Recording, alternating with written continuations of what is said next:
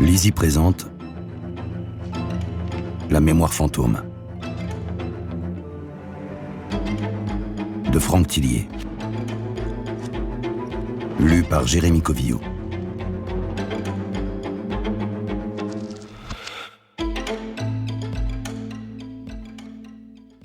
À Tristan. C'est une bien triste mémoire que celle qui ne fonctionne qu'à rebours. Lewis Carroll. Prologue. La rumeur rapportait qu'elle les avait tous tués. Une femme, un enfant de 4 ans, des hommes, retrouvés pendus au fil des années. De génération en génération, la parole s'était répandue, déformée, amplifiée.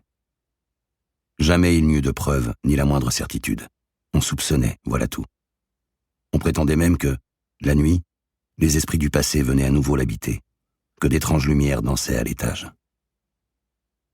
Des bulldozers avaient essayé de la détruire, disait-on, mais ils avaient chaque fois subi de mystérieuses pannes. Toute tentative de l'arracher à ces terres, et ce depuis longtemps déjà, avait été vaine. La semaine précédente, Salima plaisantait devant un tel déferlement d'idiotie. La veille encore, elle n'y croyait pas. Mais là, face à cette maison de maître abandonnée, entre M et Roubaix, « Tu prends juste tes photos et on fiche le camp, ok ?» Contre la clôture de la propriété, Alexandre l'attrapa pour l'embrasser façon cours d'école. « Tu commencerais pas à flipper, toi ? C'est pas ça, mais moins on traîne, mieux ce sera. Tu connais ma mère. » Ils escaladèrent un mur par le nord, en prenant appui sur de la ferraille et du bois déjà entassés par d'autres chasseurs de fantômes, et atterrirent parmi les orties et les buissons d'épines. Salima se redressa. Les cyprès agités par le vent se détachaient sur l'écran noir des ténèbres. Puis, juste derrière, la demeure figée, à la pierre froide, si froide. Les doigts de la jeune fille se crispèrent sur le blouson de son copain. Ils s'avancèrent et grimpèrent péniblement jusqu'à l'une des rares fenêtres non murées de l'étage. L'intérieur. Des crissements de verre pilés sous leurs pas. L'adolescent alluma sa lampe torche. « Des canettes !» chuchota Salima. « Et des seringues.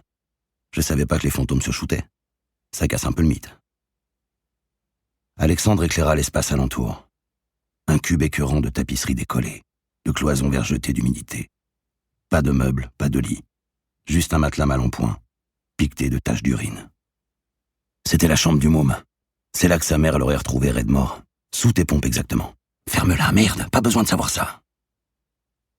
En un clin d'œil, Alexandre coinça sa petite lampe entre ses dents et sortit son appareil photo numérique. Demain, je balance tout sur mon blog. Ils vont être verts au bahut. Suis-moi, on se fait d'abord le bas. Salima, beurette aux longues tresses travaillées, se raidit. Pourquoi ? Y a pas besoin, tout est muré, y a pas d'issue. Si on doit quoi ? Je sais pas. Se tirer, par exemple, merde. Il s'est quand même passé des choses zarbies ici. Le front relevé, Alexandre haussa les épaules. Reste ici si tu veux, trouillarde. Moi je descends. Elle se cramponna à lui. Faut toujours que t'aies le dernier mot, sale con. Ils s'engagèrent dans l'escalier. Partout s'étalaient les teintes glacées de l'obscurité. L'imagination de la jeune fille se mit à galoper. Elle voyait des doigts osseux effleurer les siens, des profils évanescents se creuser d'ombre et de feu. Oui, la demeure respirait. Son cœur palpitait quelque part.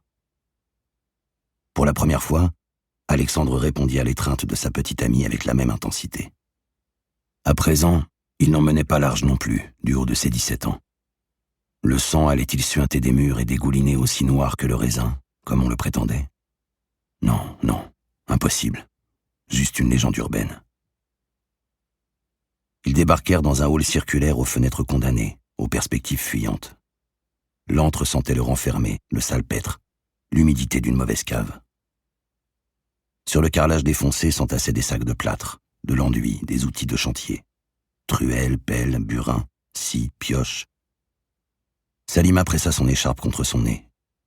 Soudain dans sa tête, la brutale vision d'un crâne fracassé à coups de marteau.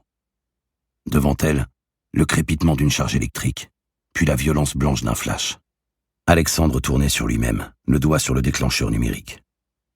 Dans la succession des éclairs, surgirent les morceaux d'un miroir brisé, des assiettes ébréchées, des bougies consumées disposées en pentacle. Alexandre se figea. Son assurance de jeune coq vola en éclats. Face à lui, sur le sol, un récipient débordant d'un liquide rouge. Fuck! Il se pencha. On dirait un craquement dans une autre pièce, suivi de l'explosion d'un objet qui chute. Quelqu'un ou quelque chose. Alexandre recula de 3 pas. Ses pieds s'en mêlèrent avec ceux de sa copine. Scène de panique. Soudain, une caresse poisseuse refroidit sa nuque. La terreur le bâillonna. Il posa sa main sur son oreille. Ses doigts se teintèrent d'un film. Nous espérons que vous avez apprécié cet aperçu. Pour continuer à écouter ce livre audio sur Google Play Livres, utilisez le lien dans la description de la vidéo.